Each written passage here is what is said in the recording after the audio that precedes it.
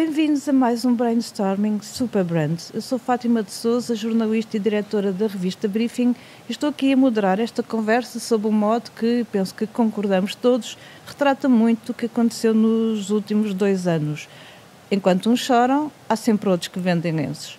Ninguém melhor do que o Pedro Diogo Vaz, Senior Partner da Super Brands, para nos explicar o porquê desta escolha. Mas antes, passo a apresentar os restantes membros desta mesa. O nosso anfitrião, António Mendes, diretor da RFM, a quem agradeço desde já ter-nos recebido. Tiago Simões, diretor de marketing da Sonai EMC, que não está presente fisicamente, mas que não quis deixar de participar nesta conversa. Teresa Roseta, Marketing Group Director da Nestlé. E, claro, o Pedro.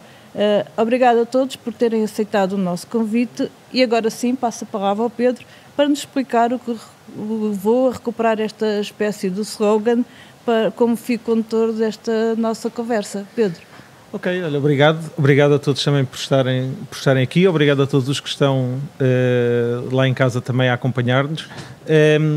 Porque é isto mesmo, ou seja, nós na verdade tendemos a ir falando no dia-a-dia muito sobre a visão negativa que este impacto nos trouxe do ponto de vista social, e sabendo e esperando e tendo essa perspectiva de que estamos aqui já a entrar numa fase em que daqui para a frente já vemos não só a luz ao fundo do túnel como algumas coisas ter-se-ão que ter reorganizado.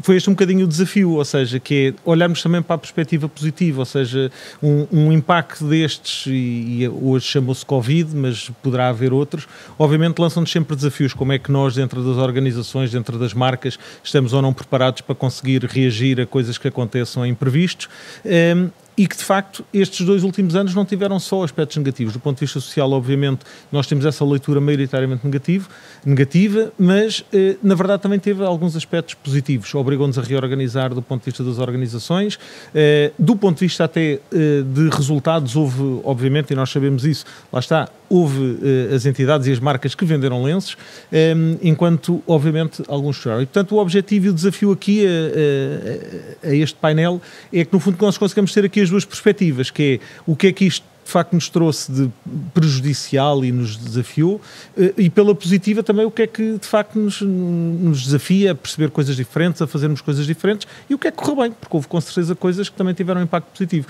Portanto, é muito esta perspectiva, e portanto, podendo contar aqui com um painel de pessoas e de marcas tão relevantes, obviamente acho que isto nos permite partilhar do ponto de vista público o que é que foram estes desafios. Pegando no mote, eu faço aqui uma pequena provocação, digamos assim, e começo pela Teresa. A Teresa na Nestlé chorou-se ou venderam-se mais lenços? Realmente, acho que está fantástica essa questão, mas acho que, dada a dimensão da Nestlé, não é? Houve quem chorasse, houve quem vendesse lenços. E eu represento também aqui particularmente a área de cafés. Dentro dos próprios cafés, houve precisamente também quem chorasse e quem vendesse lenços. Portanto, todo o consumo de café que é feito em casa, realmente conseguiu vender mais lenços. Agora, o de fora de casa também chorou bastante. Portanto, nós na Nestlé tivemos um mixed feeling, vivemos as 2 situações. Do cômputo geral acabou por ser positivo, e acabou por ser muito positivo até por toda a vivência que isto nos deu. Aquilo que nós percebemos que realmente somos capazes, quando nos unimos e estamos bem organizados de raiz, realmente vemos que estamos muito mais preparados para estas situações, que na verdade ninguém está preparado, mas realmente quem estiver melhor tem a capacidade de responder de uma outra forma. E foi isto que no cômputo geral se pode dizer. Eu acho que por tudo, não só por resultados, mas por toda a experiência, por tudo aquilo que a empresa aprendeu, que os colaboradores aprenderam, nós realmente podemos dizer que vendemos lenços. Tiago, no continente vendem-se lenços, vendem-se pelo menos lenços de papel, mas no que toca ao impacto da pandemia, como foi? Venderam-se mais lenços ou houve algumas lágrimas? Bom dia a todos, muito obrigado pelo convite, obrigado também à Super Brand. Eu deixo-me dizer-te que aceitei este convite com muito bom grado, e uma das razões foi porque não gostava nada deste título. Não sei, só para vos dizer, este desafio é um desafio que, no nosso caso em particular, se calhar pelo tema da venda, não é, porque coloca, se calhar, o lado positivo deste movimento em vender mais, é uma coisa que nós não gostamos muito. Não foram umas vendas que nos tivessem dado aqui grande prazer. Na realidade, foi um momento muito difícil para o mundo, portanto, eu acho que isso não há dúvidas. Também concordo muito com o que o Pedro começou por dizer. Acho que tiramos daqui uma data de ensinamentos e também, e a Teresa também disse isso, de ensinamentos e de dinâmicas e de superação que tivemos todos, que tivemos todos e que ficamos isso na maioria das organizações. Houve muitas que sofreram brutalmente, que realmente não conseguiram e tiveram o negócio muito afetado do ponto de vista das vendas. No nosso caso, e em particular do continente, mas olhando para as outras marcas, temos também situações em que tivemos que fechar lojas e, portanto, isso se afetou brutalmente o negócio e foi muito duro. Portanto, não celebramos muito o facto de umas terem ficado abertas ou não. Celebramos sim que, no caso do continente, o negócio é um negócio muito estrutural para a vida das pessoas, um serviço quase público nesse sentido, porque as pessoas precisam de supermercado para o seu dia-a-dia, e tivemos que nos adaptar brutalmente, quer do ponto de vista daquilo que é mais óbvio, que é a operação, a forma como a operação era feita, com as restrições e principalmente com o caráter muito líquido do contexto em que mudavam e continuam a mudar regras, uma velocidade enorme, por questões que se percebem, estamos todos a aprender isto, mas depois gerir uma operação desta dimensão e a mudar essas regras de operação era muito, muito impactante. Para além do que também tivemos, e já nos esquecemos um pouco porque já estamos muito habituados a isto e já estamos a ver há 2 anos, mas no início havia um medo enorme de como é que isto se fazia, qual era o verdadeiro perigo, e os nossos colegas que estavam nas lojas tiveram que se expor a isto de forma muito direta e imediata, porque nós não poderíamos deixar de prestar este serviço, todos nós dependíamos dele, até nós próprios pessoalmente dependíamos dele, e portanto tivemos que adaptar a operação, ser muito corajosos do ponto de vista de quem estava na linha da frente para continuarmos a operar. Depois, do ponto de vista da cadeia, de tudo aquilo que era o fornecimento, também houve, lá está aqui não os lenços, mas o papel higiênico como paradigma da mudança de hábitos de consumo ou de extremar de hábitos de consumo em algumas categorias e noutras deixou de haver. Isso teve um impacto enorme numa cadeia de abastecimento gigante que é do líder retalhista, e por isso tivemos ao longo de toda a cadeia que fazer muitas mudanças, proteger as pessoas, perceber como é que elas também estariam menos em risco, mudar os procedimentos, mudar os horários. Portanto, isso foi muito impactante e muito doloroso, e para nós é difícil celebrar isso, apesar de termos conseguido fazer bem, isso orgulha-nos muito, apesar de termos conseguido também do ponto de vista de vendas, mais vendas, apesar de com menos margem e com um custo muito superior. Estima-se em cerca de 40 milhões de euros o investimento do continente no primeiro ano de pandemia, por medidas de suporte à pandemia, que inclui tudo, horas extraordinárias, prémios também de recompensa aos nossos colaboradores, medidas de proteção, os acrílicos, as máscaras, os álcool gel, essas coisas todas, e portanto há um balanço que é positivo, não tanto por vendermos lenços, isso não nos parece que seja muito celebrável, porque foi com muita dor, mais por esta lógica de nos temos conseguido adaptar a estes novos mundos. Claro, Tiago, já vamos escalpelizar um pouco mais digamos que o lado da adaptação, o lado da transformação, do que foi mais negativo e do que foi positivo e das lições que se podem tirar, mas antes, para concluir esta pequena provocação, e obviamente ninguém se celebra o facto de uns chorarem, mas aqui na RFM é uma marca muito particular, uma marca de comunicação social. Como foi, António? Bom, antes de mais, bom dia e muito bem-vindos a esta vossa casa, não é? Porque, como disse o Pedro, estou aqui no lugar do anfitrião, portanto, bem-vindos a esta vossa casa. E nós, naturalmente, estamos um bocadinho, como a Teresa disse, também tivemos momentos de choro e depois tivemos momentos de vender lenços, digamos assim. Momentos de choro porque durante estes 2 anos todas as marcas passaram por momentos completamente diferentes, experienciamos coisas que nunca tínhamos vivido, e os consumidores também tiveram alterações profundas com o confinamento e naturalmente o investimento publicitário teve quebras acentuadíssimas, O que nos levou, não digo a chorar, não é? Não andámos por aí a chorar nos cantos, mas a sentir uma quebra muito acentuada de faturação em alguns meses, o que nos levou a puxar pela cabeça e entender aqui o sentido da frase de vender lenço, ou seja, de ir à procura de fazer coisas diferentes.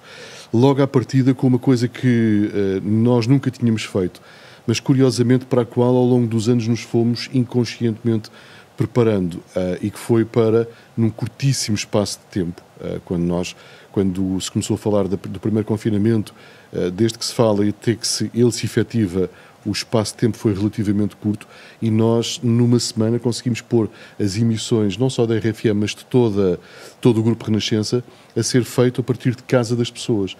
E em poucos dias conseguimos, tivemos que fazer uma operação, os estúdios ficaram completamente limpos de microfones, andámos a colecionar todos os microfones que tínhamos e a distribuir microfones por todas as pessoas que faziam rádio, para conseguir colocar a emissão distribuída por todas as casas de todas as pessoas, e aqui nestas instalações ficaram apenas as pessoas absolutamente essenciais para que a operação continuasse. E, portanto, isso foi uma forma de nós vendermos lenços, de nós nos reinventarmos. Nunca tínhamos feito uma coisa assim. Já tínhamos feito, por exemplo, no caso da RFM, já tínhamos feito emissão no carro das pessoas, com o car joking, já tínhamos feito emissão em andamento, com uma coisa que fizemos ainda com a TMN há bastante tempo. Portanto, já tínhamos feito muitas coisas dessas, mas isto nunca tínhamos feito.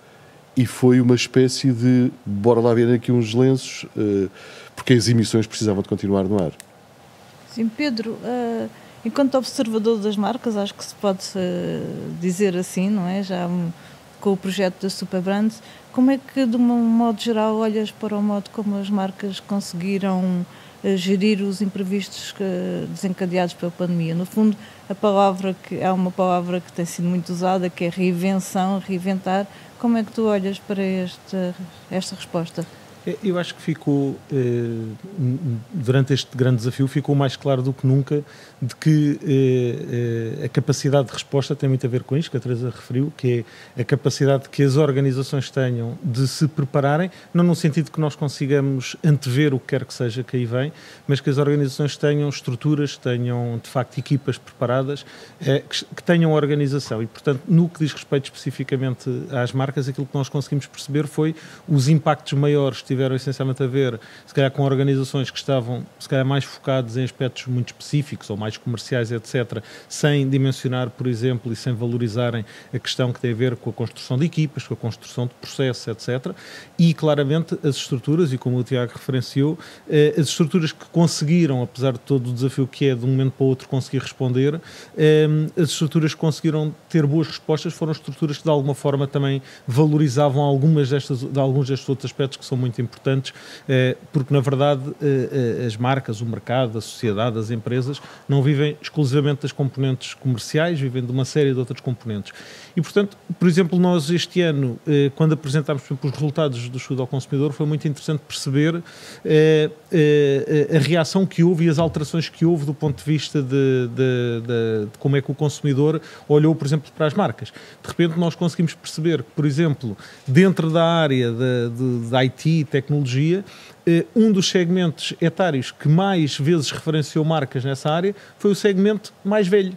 Ou seja, porquê? Porque, de facto, se calhar a minha mãe, os avós, etc., se calhar valorizavam menos uma série de aspectos relacionados ao telemóvel, se calhar até tinham uma visão crítica, eu lembro, de ouvir visões críticas, os miúdos são sempre agarrados ao telefone, etc., e de repente há aqui um disparo imediato em que as pessoas passaram a ter que valorizar isso. Por exemplo, na área da distribuição, foi um dos aspectos que mais nos surpreendeu, foi, por exemplo, o segmento etário mais novo, foi o segmento que mais vezes referenciou marcas na área da distribuição, por exemplo. E porquê? Sim, faz sentido, porque de repente deixaram de poder ir aos bares e, portanto, faziam as suas mini festas em casa, para isso tinham que ir à distribuição, tinham que correr à distribuição e, portanto, quando no âmbito do estudo se pergunta para que serem identificadas marcas do ponto de vista completamente espontâneo, nós temos estes dois antípodas, não é? Que é uma geração mais velha a falar de IT, uma geração mais nova a falar de distribuição. distribuição, a referência a marcas dessa área. Portanto, eu acho que tem essencialmente a ver com isto. Este tipo de situações obrigam-nos, de facto, a alterações súbitas. De facto, é fascinante como é que, tendo uma estrutura toda montada, como o caso do Grupo Renascença, e de repente, de facto, de um dia para o outro, nós não estamos a gravar no estúdio, os programas não aparecem, continuam a acontecer e não acontecem no estúdio, acontecem a partir de N casas dos próprios locutores. Portanto, isto tem a ver não só com a capacidade, lá está, como o António dizia, de naquele dia ter levado os microfones daqui para as casas, mas obviamente com o facto de que ao longo do tempo a estrutura em si teria que estar preparada para poder ir respondendo a coisas que são diferentes. Portanto, eu acho que essencialmente tem muito a ver com isto, com as empresas, as organizações e as marcas terem a capacidade de valorizar todas estas coisas que muitas vezes são obscuras, que não têm uma visão pública tão evidente. Portanto, mudança é a mesma palavra-chave e uma expressão que o António usou, que é fazer o que nunca tinha sido feito. Eu penso que definirá o que aconteceu e que é comum aqui às marcas aqui presentes. Tiago, no Continente e nas outras marcas Sonai, o que é que nunca tinha sido feito e agora foi preciso fazer e fez? Por exemplo, alterar horários de lojas todos os dias, que é uma coisa que tem um impacto enorme, reduzir o número de pessoas nas lojas, garantir que existe uma separação física entre as pessoas para que elas estejam seguras, portanto, uma quantidade enorme de medidas de segurança que tem um impacto enorme na operação. Também nunca tinha mudado a procura de uma forma tão abrupta de um dia para o outro, e isso tem muito impacto numa data de coisas, na forma como nós recebemos, encomendamos os artigos aos nossos fornecedores, como os recebemos, como processamos depois toda essa entrega. E também nunca tinha mudado tão rapidamente a necessidade da própria operação online em servir clientes, que praticamente duplicou de uma semana para a outra. E, portanto, aqui uma intensidade, a flutuação da forma como as pessoas, que são basicamente todos os portugueses adultos e não só, utilizam o nosso serviço, mudou radicalmente. Isso nunca tinha acontecido. Tipicamente temos um negócio muito mais estável, muito mais previsível, o que permite que ele aconteça bem, um negócio com esta dimensão. Portanto, esta necessidade, esta premência ímpares nunca tinham acontecido. Também nunca tinha acontecido de forma tão abrupta um movimento social que implicasse que a marca atuasse de forma diferente na sua comunicação, naquilo que são as preocupações também que comunica, e portanto também do ponto de vista do marketing e da comunicação existiram necessidades muito diferentes. Primeiro, uma grande necessidade de estarmos com as pessoas de uma forma diferente, e por isso as redes sociais foram muito importantes. Criámos aqui várias streams de comunicação permanente para as pessoas que estavam sempre em casa. Depois, uma lógica de comunicação também mais que suporta a operação, de alertas, de regras, de horários, enfim, como é que as pessoas poderiam fazer as suas compras em segurança. Portanto, aqui um layer de comunicação muito diferente, muito mais operacional.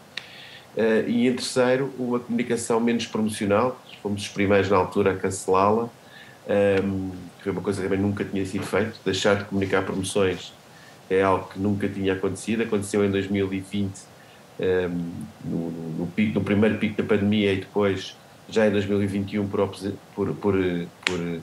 imposição governamental, mas nunca tinha acontecido antes. Não comunicarmos promoções, mas temos uma comunicação, enfim, diferente, mais próxima das pessoas, e a fazer aqui o reassurance de que podiam contar com o continente neste momento. Portanto, houve muitas coisas que mudaram, mas o mais importante, o que nunca tinha sido feito, tinha sido uma alteração tão drástica do comportamento das pessoas e a necessidade de uma cadeia e de uma operação gigante se adaptar em muito pouco tempo. E a partir daí é possível identificar o principal desafio que a Insignia enfrentou nestes quase 2 anos, mas na verdade o desafio terá sido maior logo nos primeiros meses, em março de 2020. É possível, Tiago? Sim, o desafio foi mesmo esta necessidade de nos adaptarmos, percebemos muito rápido, lermos estas mudanças. Portanto, o retalho alimentar é um negócio que está muito embutido na vida das pessoas, de todos nós temos que ir ao supermercado, 90% ou 80% das pessoas adultas vão ao supermercado com muita frequência, das famílias seguramente 100%, e por isso a mudança de hábitos tem uma implicação grande nesta forma de nós servirmos as pessoas. e por isso o maior desafio foi esse, foi claramente conseguirmos, sem perturbar a operação, ou seja, continuando a ter produtos para as pessoas poderem ir buscar, aqueles que agora passaram a ser relevantes, estarmos disponíveis para isso e abertos quando as pessoas precisam, estarmos em segurança e transmitirmos segurança aos nossos colegas e aos nossos clientes. Isso foi seguramente o maior desafio, de tal forma que foi um desafio que os maiores retalhistas sofreram bastante com ele. O que se viu, acho que Portugal foi uma exceção, foi que os maiores retalhistas, os principais retalhistas do mundo, em cada país perderam bastante cota de mercado, não conseguiram ser tão ágeis assim.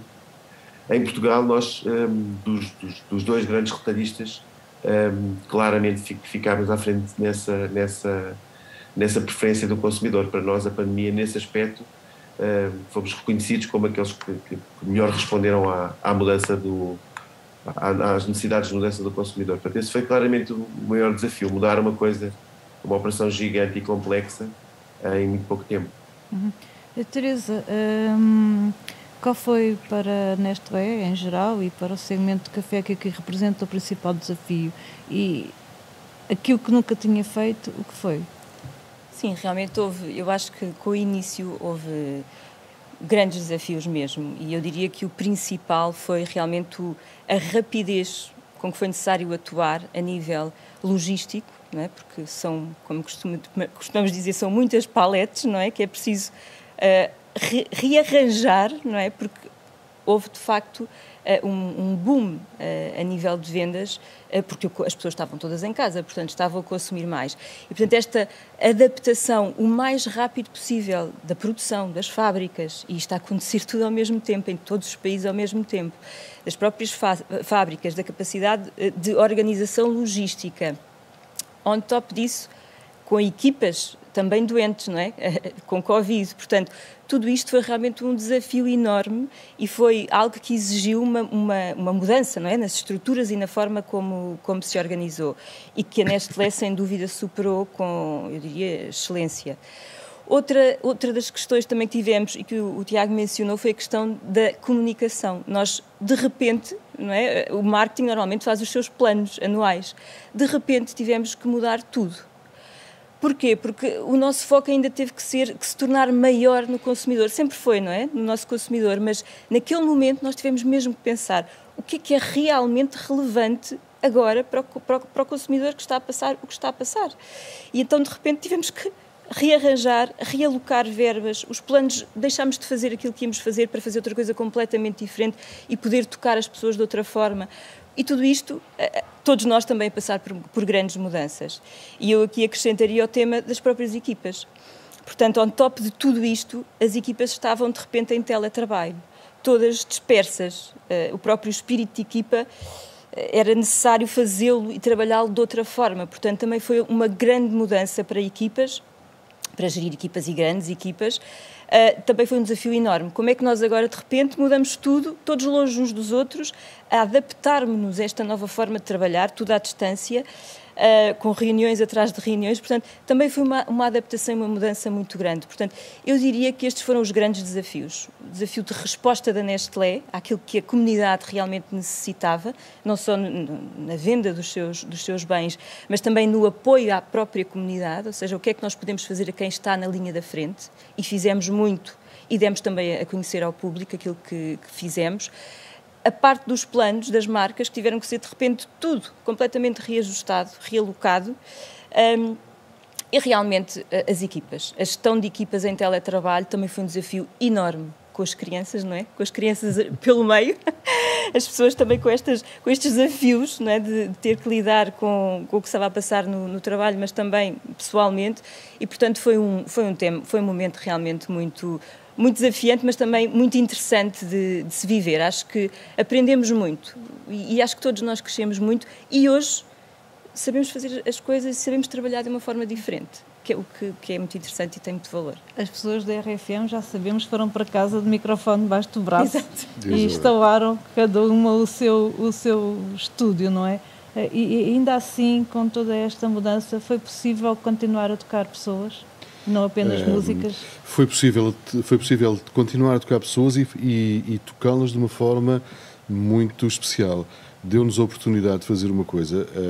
Eu estou aqui, estava a ouvir e estava a ouvi-la e estava a pensar que justamente um dos grandes desafios para as marcas neste período todo foi justamente o teletrabalho e como é que, com as pessoas e as equipas todas espalhadas, as marcas continuaram a ser trabalhadas e construídas de forma eficaz, porque uma das coisas em que eu acredito é que as grandes marcas constroem-se por dentro, com grandes equipas, e um dos grandes desafios que este período de já quase 2 anos nos colocou a todos foi justamente como é que nós mantemos um espírito de equipa forte, são necessário para a construção da marca forte, com as pessoas espalhadas pelas casas todas.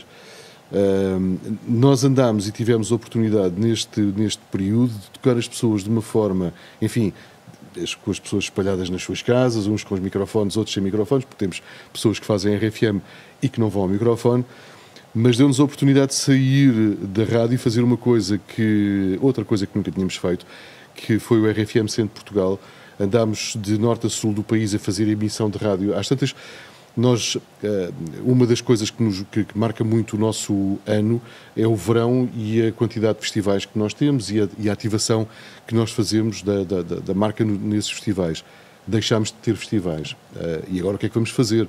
Precisamos da mesma de ir junto das pessoas, de estar junto delas. Então, no primeiro ano, olhámos para a Nacional número 2 e pensámos, nunca fizemos a Nacional número 2, nunca descemos, bora lá descer a Nacional número 2 com o caminhão e vamos ter junto das pessoas e fazer emissão, fazer RFM junto das pessoas. Foi super interessante e deu-nos vontade de voltar a fazer no Natal. E no Natal já não fizemos a Nacional número 2, fizemos outras estradas e andámos a fazer RFM num caminhão, parecia o caminhão de uma marca de refrigerantes muito conhecida, que não vou dizer o nome,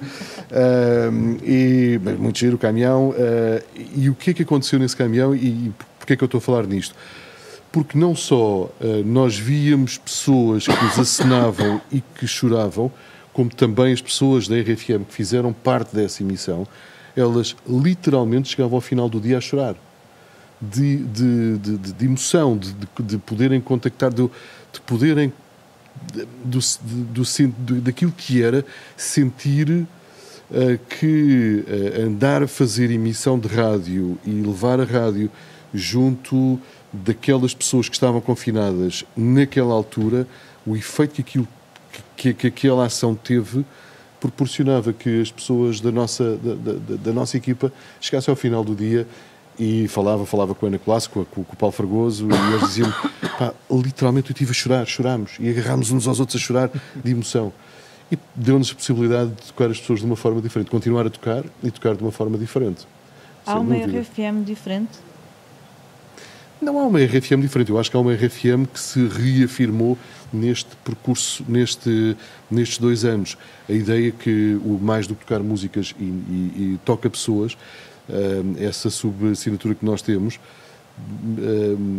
tivemos maneira de reconfirmar esse claim que nós temos e de mostrar aos outros, aos nossos ouvintes, aos nossos consumidores, mas também a nós próprios, o quão verdade essa frase é, o quão verdadeira ela é e o que ela quer dizer. Esta coisa de tocar, mais do que tocar músicas, tocar pessoas, é uma coisa que nós fazemos naturalmente, mas que neste percurso de 2 anos nós tivemos a oportunidade, por diversas coisas diversas ações que nós fizemos, como esta do Centro Portugal, de dizer, espera aí, de facto é mesmo isto que nós fazemos. Também por muitas mensagens que nós fomos recebendo ao longo quer dizer, nós mudámos, fomos para casa, passámos a fazer muito mais coisas nas redes sociais, muito mais partes da emissão ao vivo nas redes sociais, passámos a ter muito mais interação também pelas redes sociais com os nossos ouvintes, portanto houve um incremento de todo esse contacto e isso fez com que nós, eu não posso dizer que ganhássemos consciência disto, porque isto nós já tínhamos e foi por isso que nós aceitámos e subscrevemos e usamos com frequência esta frase do mais do que tocar músicas, tocamos pessoas, mas deu-nos uma nova consciência desta afirmação. E os números vieram mostrar isso, não é? Vocês Sim, os números vieram mostrar com isso. Com esse grande impacto. De facto, tocaram várias pessoas. Os números, tocámos muitas pessoas. Exato. Felizmente, os números de audiência de rádio, neste já, podemos dizê-lo, pós-pandemia, estão mais elevados do que nunca, e os números de audiência da RFM estão também num valor que nós nunca tínhamos tido, estão no nosso máximo histórico de sempre. Portanto, como diz o Pedro, vai confirmar isso. Tocámos muita gente. Tiago, a pandemia ainda não desapareceu, mas vamos, para simplificar, há um continente antes de Covid e um continente depois de Covid? Sim, há um mundo antes de Covid e outros depois de Covid, e portanto as marcas têm forçosamente de se adaptar, e mais uma vez um setor tão próximo das pessoas tem forçosamente que mudar. Portanto, eu acho que isso sem dúvida, e o mais fascinante de tudo, e um bocadinho também o ponto que estamos a fazer desde o início, é que essa mudança aconteceu de forma muito rápida e muito natural. Portanto, o mundo já tinha uma velocidade incrível e ela acelerou muito, e tivemos todos que mudar e mudamos. E, portanto, isso acontece a todos os níveis, nos produtos, nas lojas, na forma como trabalhamos, no facto de termos conseguido operar e continuar a operar nas dimensões presenciais, nas dimensões que não têm que ser presenciais, a partir de casa. Portanto, isso foi uma mudança muito rápida, e seguramente ninguém sabe bem o que é que vai acontecer a seguir.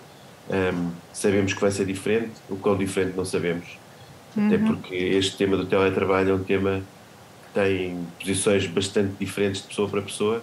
Neste momento estamos num formato, desde esta semana em que se pôde voltar aos escritórios, em que há pessoas que querem muito voltar. Eu acho que isso até nem tinha, não foi assim nos outros retornos ao escritório.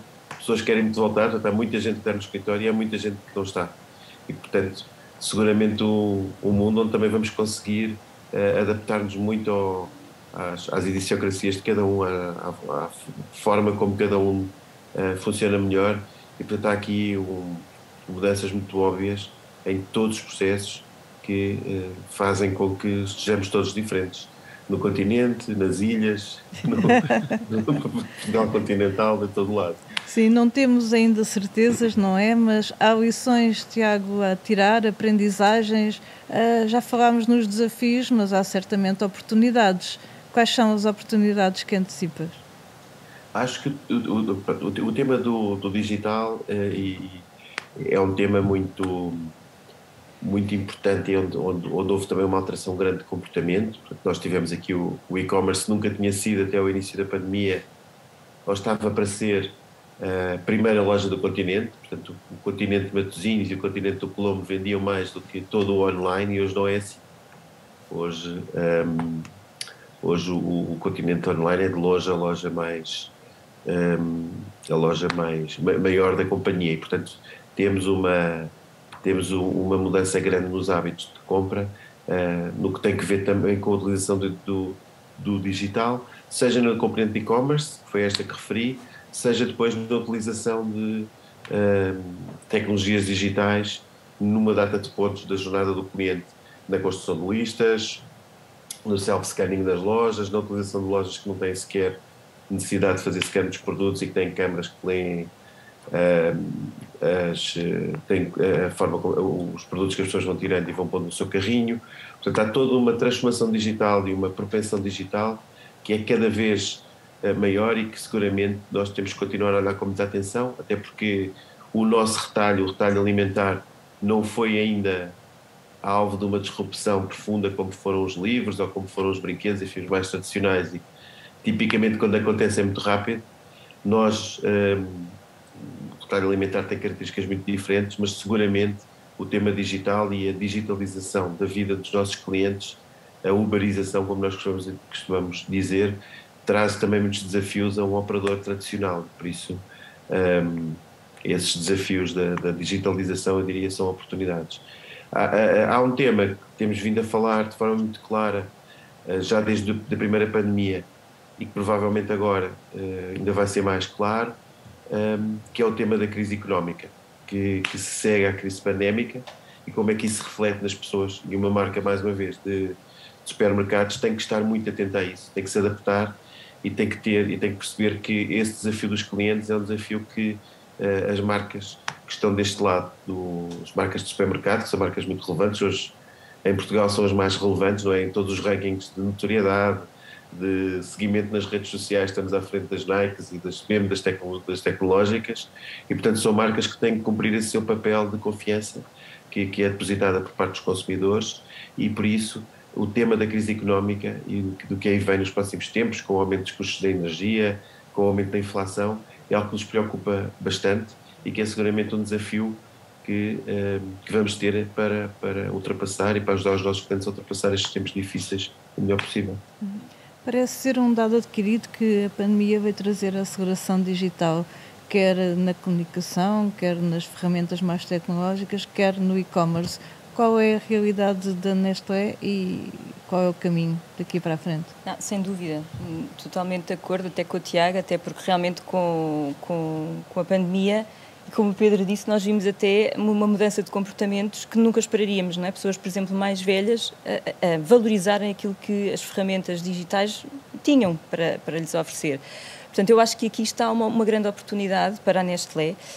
Também, como já foi referido, realmente no nosso setor, não é o setor dos que esteja muito desenvolvido a esse nível, mas por isso mesmo há uma grande oportunidade. Ou seja, temos que tirar partido do facto das pessoas terem apercebido, aquelas que até à data não se tinham apercebido, que realmente é uma grande vantagem poder, por exemplo, o e-commerce, fazer encomendas online, como também a própria comunicação. Nós também já podemos comunicar até mais com pessoas com um target até que, por vezes, no passado nem o faríamos, se tivéssemos hoje que construir um plano. Portanto, toda a parte da digitalização, da comunicação e o próprio e-commerce são grandes oportunidades de desenvolvimento, de crescimento, porque as pessoas, temos agora, diria, já de raiz por causa da pandemia, uma maior amplitude de pessoas que nós já sabemos que podemos chegar, já sabemos que tomaram esse contacto durante a pandemia. Podem agora ter deixado de tomar, mas cabe-nos a nós agora voltar, não é? A retomar estes contactos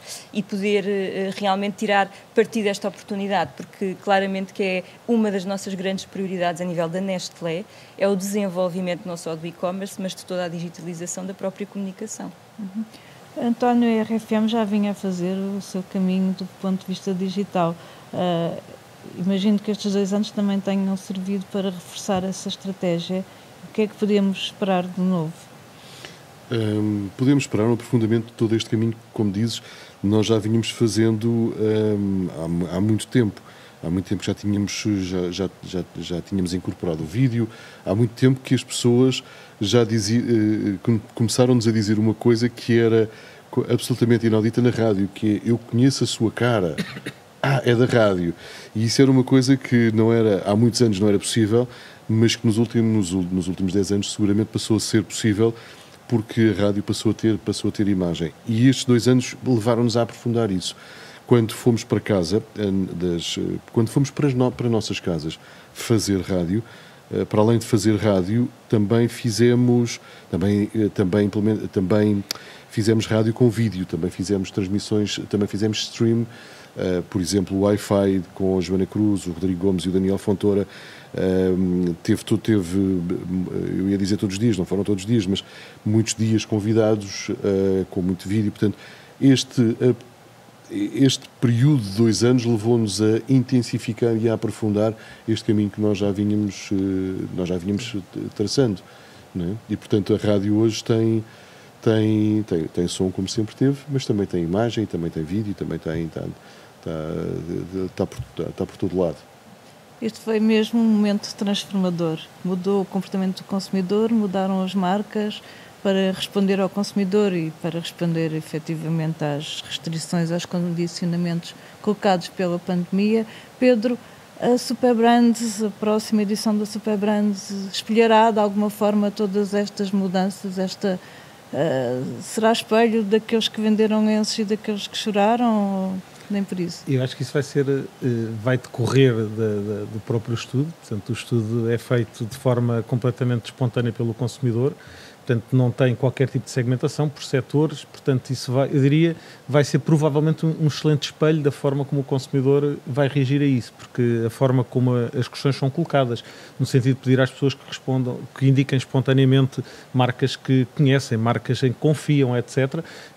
As respostas que formos ter vão ser, eu diria, quando tivermos o estudo concluído, e estará concluído agora durante o mês de fevereiro, teremos a resposta a isso, ou seja, conseguiremos perceber ao fim deste segundo ano se de facto onde é que vão estar os impactos, portanto quais é que vão ser as marcas que provavelmente deixarão de ter tanto reconhecimento e portanto serão associadas àquelas que mais choram, e as marcas que não só continuam a ter, como as que passem a ter um novo reconhecimento, e portanto essas serão, eu diria, dentro das categorias das que vendem lenços, no sentido de serem mais reconhecidas.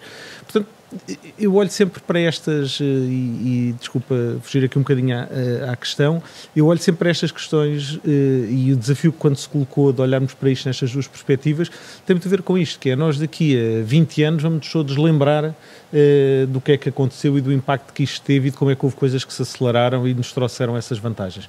E portanto é muito este o desafio que eu pessoalmente gosto de deixar, que é, nós tendemos no dia-a-dia, enquanto estamos dentro da espuma da onda da Nazaré, não é? Tendemos a olhar para o aspecto negativo, não é? É uma coisa perigosa, é uma coisa que...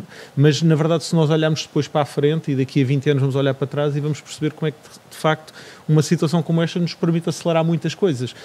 Como o António dizia, coisas que se calhar vínhamos fazendo, mas se calhar, e a Teresa dizia, estavam nos nossos planeamentos, mas portanto com o seu timing, e de repente nós aceleramos. E como o Tiago diz, em 4 semanas teve que se passar a conseguir responder lá está, à onda gigante da Nazaré que entrou para a loja online. E de repente, como é que isto se faz? Portanto, isto obriga-nos a ganhar estas competências, estas capacidades, e portanto é essa visão. Eu acho que as marcas vão ter também daqui essa recordação positiva, e daqui, lá está, a 20 anos vamos olhar para trás e vamos perceber, houve aqui uma altura em que nós de facto demos um grande salto, houve uma altura em que se mudou muitas coisas, seja ao nível interno das organizações, seja ao nível na forma como se contacta.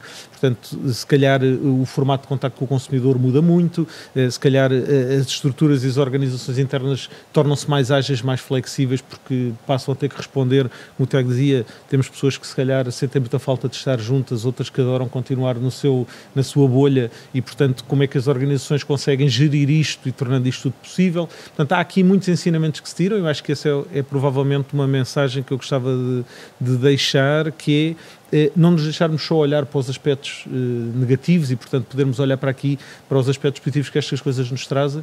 E portanto há aqui um mantra, um dixit, que quisermos, que essa é a razão pela qual os carros têm o para-brisas maior que os retrovisores, não é? Que nos permite olhar para a frente, permite-nos ver o que pode vir a acontecer, não deixando de tirar ilações daquilo que estamos a aprender todos os dias, obviamente.